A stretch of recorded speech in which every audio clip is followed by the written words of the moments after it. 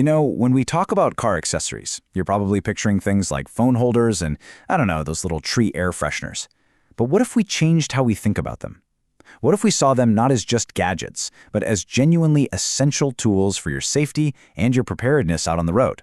Okay, let's really get into this, because having the right gear can make a massive, massive difference in an emergency, or even just prevent one from happening in the first place.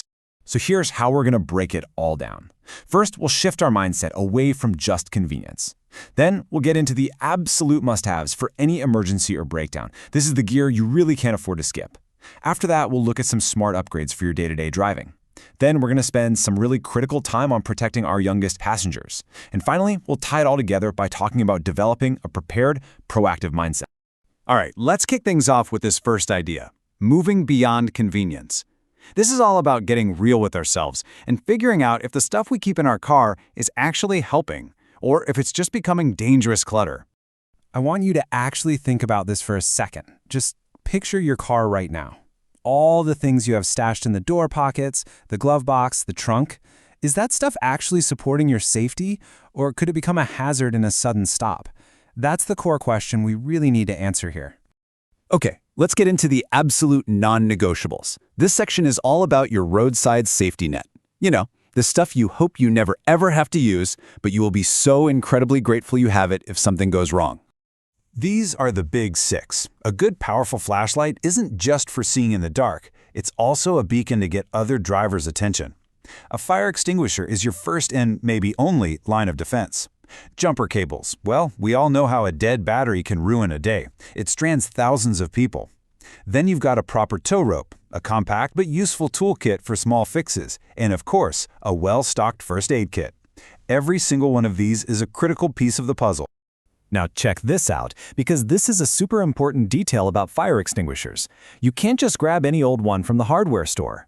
A car fire is tricky. It can involve Class A combustibles like your car's interior plastics, Class B flammable liquids like gasoline, and Class C electrical faults. So, the key takeaway is this: you absolutely need an ABC type extinguisher. It's designed to handle all three, which makes it the only smart choice for your vehicle. Oh man, we've all heard it, or at least seen some poor soul stranded by it. That awful sinking feeling when you turn the key and all you hear is click, click, click. It's the universal sound of a dead battery, and it's exactly why knowing how to use jumper cables correctly is, I'd say, an essential life skill. All right, listen up, because this sequence is non-negotiable. You have to do it this way for your own safety. First, red clamp goes to the positive terminal on the dead battery. Then, the other red clamp goes to the positive terminal on the live, working battery. Next, a black clamp to the negative terminal on that live battery. And here is the most important step of all, the one people always forget. The final black clamp goes to an unpainted piece of metal on the dead car's engine block, way away from the battery itself. And this is exactly why that last step is so critical. A car battery, especially when it's charging, can release flammable hydrogen gas. If you connect that last clamp to the dead battery's negative terminal, you can create a spark right next to all that gas. The risk of an explosion is very real. This one little detail is the difference between getting back on the road safely and a potential disaster. Okay, so you got the car started. Great! Now you have to disconnect the cables, and it's just as important to do it right. You just do everything in the exact reverse order. You start with the very last thing you connected, that black clamp on the dead car's metal point. Then the black clamp from the live battery, then the red from the live battery, and finally the red clamp from the car that was dead. Always, always in reverse order. Sometimes it's not a huge breakdown. It might just be a loose battery terminal or some other minor fix. A little compact toolkit can be an absolute lifesaver. You don't need a giant mechanic's chest, just the basics, A socket set, some pliers, a screwdriver with different heads. Stuff like that can get you out of a real jam and back on your way. Okay, so we've covered the big, scary emergencies. Now let's shift gears and talk about the smaller things, the smart choices we can make every single day that make our drives safer. These are the proactive upgrades that can stop a problem before it even starts. here is a fascinating little detail that most people completely miss. We all keep a bottle of water in the car, right? Well, the type of plastic actually matters. You want to look for that little #1 in the recycling symbol. That means it's PET plastic. And why do you care? Because this type of plastic is stable. It won't leach chemicals into your water, even when that bottle gets hot sitting in a parked car all day. It's a tiny detail, but it has big implications for your health. Look, pretty much everyone uses a phone holder for navigation, and that's fine. It's safer than holding it. But where you put it is absolutely critical. And the rule here is simple, and it's totally non-negotiable.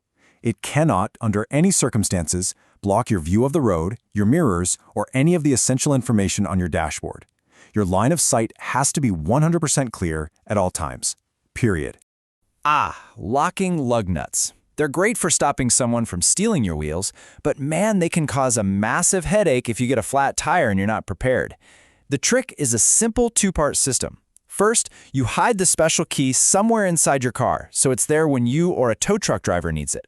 But that little piece of paper with the unique code, take that inside and store it somewhere safe at home. That way, if you ever lose the key, you can just order a new one instead of being totally stranded.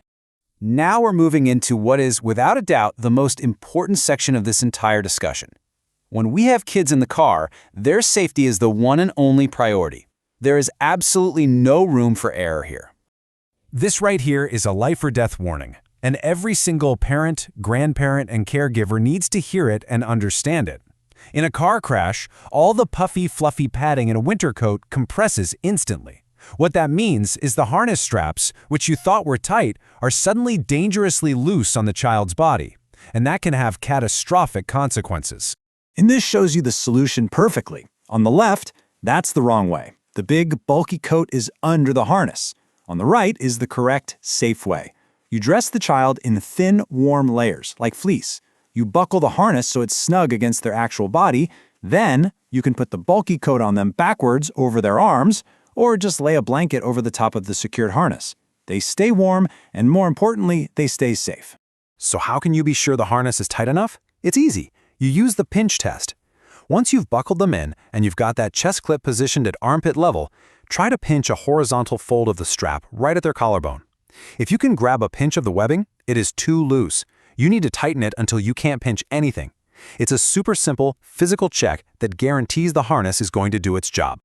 And what about the car seat itself? The base? Well, that installation has to be rock solid. Here's what you do. Grab the base of the seat right where the seatbelt goes through it and give it a really firm tug side to side and front to back. The rule is simple. It should not move more than 1 inch in any direction. If it moves more than that, it is not safe. You need to reinstall it and get it tighter. So as we start to wrap things up here, you can see that it all really comes down to your mindset.